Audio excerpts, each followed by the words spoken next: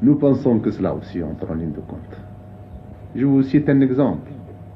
À la frontière marocaine, eh bien, prenez la frontière de ce côté, c'est l'autogestion. À 500 mètres au-delà, c'est le régime du Pacha, du Caïd, et c'est le régime du Moyen-Âge. Voilà la réalité. Et la frontière, c'est une notion abstraite. Elle n'existe pas sur le terrain. La nature n'a pas créé de frontières. Et les hommes suivent la nature.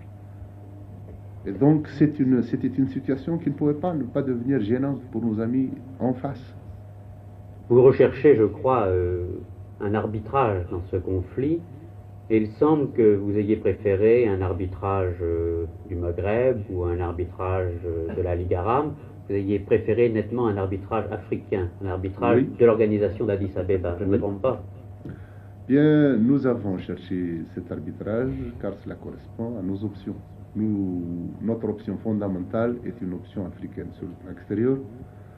Nous venons de participer à la conférence d'Addis Abeba, de signer, d'accepter la charte d'Addis Abeba. Nous pensons que c'est le cadre le plus naturel pour résoudre ces problèmes. Car il y a ceci, il y a que le problème posé actuellement intéresse toute l'Afrique. Car des mêmes problèmes existent un peu partout en Afrique. C'est le problème des frontières. Nous estimons que si nous devons accepter un cadeau du colonialisme, même un mauvais cadeau, c'est celui des frontières.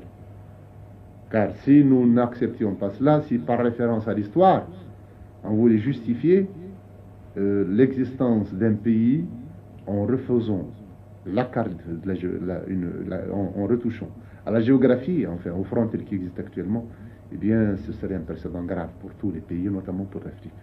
Et nous voudrions qu'à travers notre problème, une fois